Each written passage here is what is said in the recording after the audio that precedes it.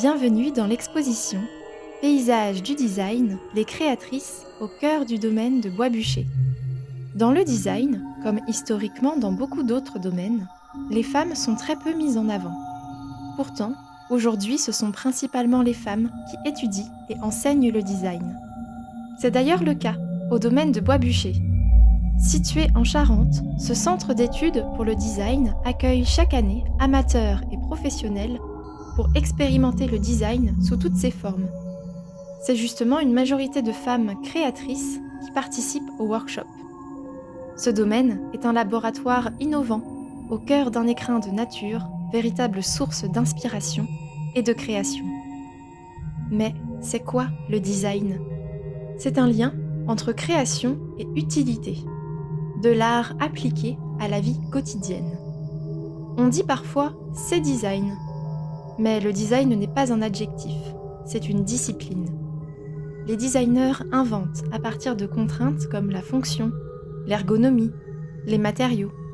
Bref, le design est un champ de créativité, d'innovation et d'expérimentation. Connaissez-vous cet objet iconique ? Cette bibliothèque, conçue par Charlotte Perriand en 1953, est un meuble majeur dans l'histoire du design, remarquable tant par sa praticité que ses procédés de fabrication. Pour sa conception, Charlotte Perriand a coopéré avec le designer industriel Jean Prouvé pour les compartiments en métal, avec l'ébéniste André Chetaille pour les parties en bois et avec l'artiste Sonia Delaunay pour les couleurs. Le design nécessite de réunir plusieurs compétences et les créatrices sont motrices de coopération et d'innovation. Parmi les figures historiques de l'exposition, on remarque que les femmes ont souvent travaillé en duo ou en couple avec des hommes. Charlotte Perriand avec Le Corbusier, le couple Ray et Charles Eames, ou encore Hainaut et Alvar Aalto. Ce travail en binôme révèle à la fois que les femmes sont rarement mises en lumière comme protagonistes seules des créations, autant qu'il renforce cet esprit de coopération.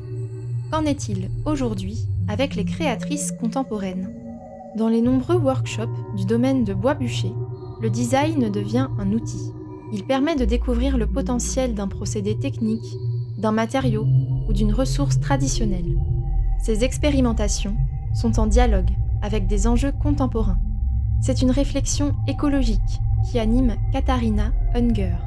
Elle cherche à proposer une solution à la surconsommation et donc à la surproduction de viande, très polluante, et imagine une ferme à insectes comme production alternative.